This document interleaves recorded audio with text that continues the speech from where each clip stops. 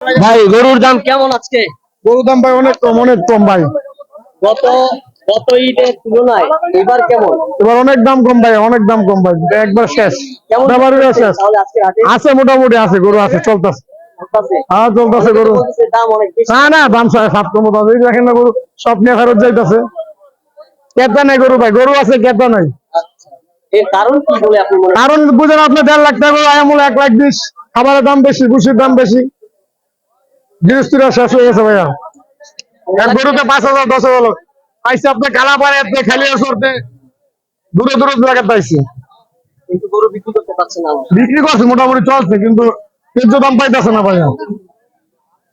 মানুষ হাতে টাকা পয়সা নাই, এই অজুহাত, আর কিছু করার নাই। 4টা গরু আনছি, 10,000 টাকা লস দিয়ে বিক্রি করে দিচ্ছি। 10,000 টাকা লস দিয়ে হ্যাঁ 4টা বিক্রি করবো, নিয়ে ফেরত নিলে 10-12,000 টাকা ভাড়া আছে।